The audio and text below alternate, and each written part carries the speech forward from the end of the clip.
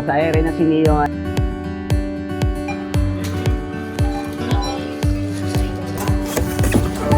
Hindi na tayo. Ang laki na.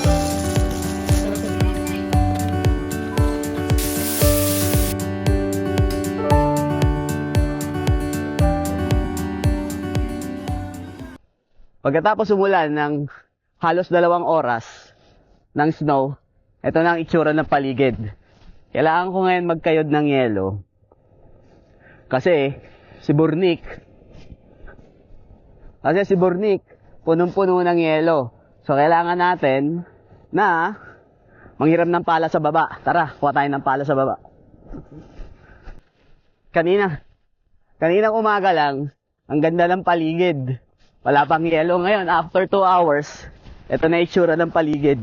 Punong-puno ng yelo. Ang ganda ng sikat ng araw dun, oh. Ang ganda ng itsura ng langit. Sa kaliwa, ang ganda ng sikat ng araw. Sa bandang kanan naman, kala mo may dilubyo. Ito yung isa sa mga warehouse namin dito sa farm. Nandito lahat ng mga gamit namin para sa maintenance ng buong farm. Kailangan natin to.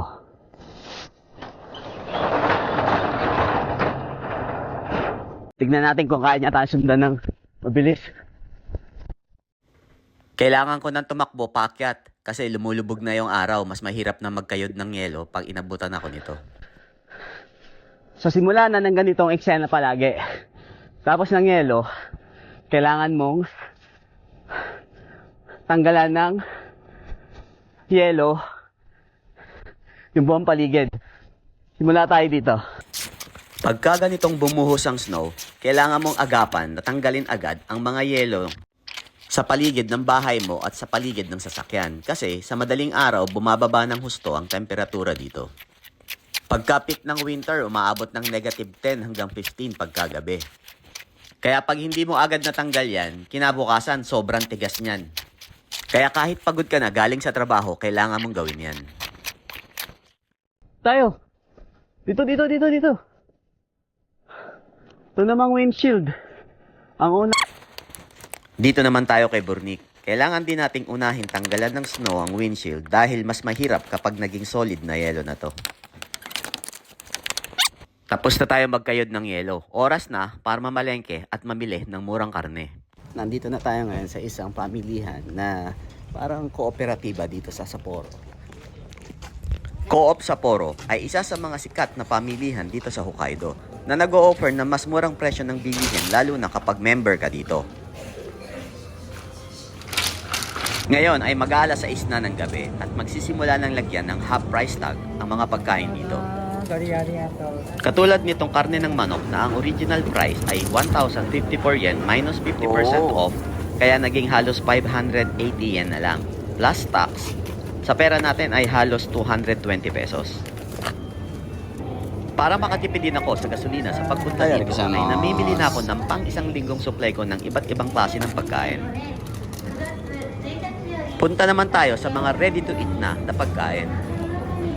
Dito ay mas late na nila nilalagyan ng half price tag ang mga ito.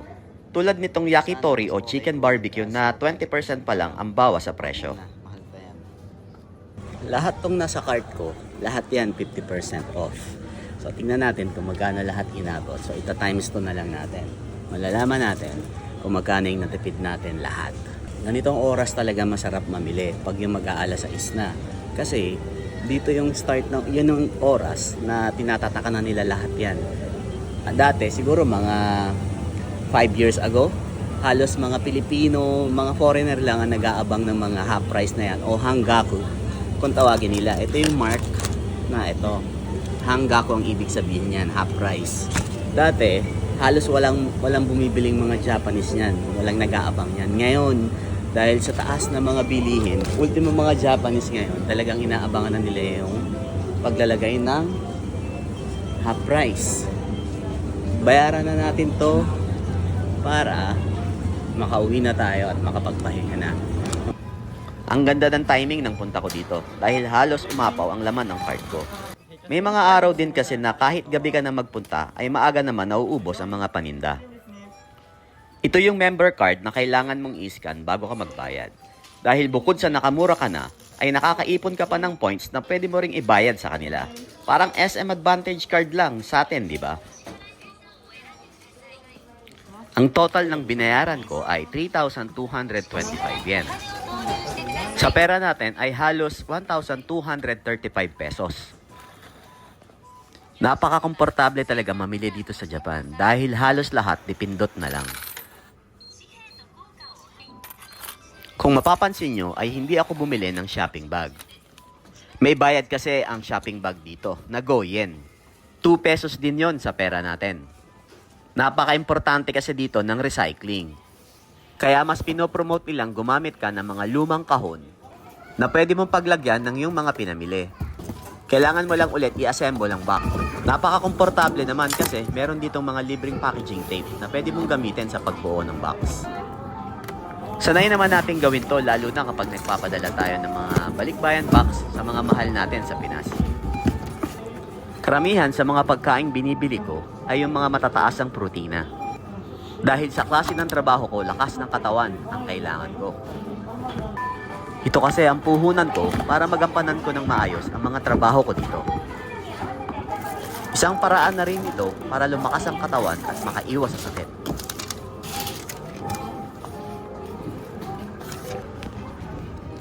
Uwi na tayo. Ang laki ng natipid natin. Yung total ng nabili ko is 3,235. So, i-times 2 mo na lang siya. 7,500 yen. So, nakatipid ako ng 3,200 yen. Dahil lang, nagtiyaga ka mag-antay ng konti sa pamamili para makatipid ka. Ganyan ang mga diskarte dito sa Japan. Para makatipid ka, makakain ka ng masarap, pero hindi ka sobrang mahal. Kasi kung sasabay ka sa pamilihan sa umaga, o sa medyo maaga-aga ng konti pagtapos ng trabaho, same price lang yan, regular price. So, hindi ka makakatipid. Isang reason pa bakit ako dito namimili, dahil dito, pag member ka, pag meron kang, ano ba yun? Pag meron kang point card, katulad nito, itong Co-op Sapporo, pag meron kang ganito, libre na ang tubig.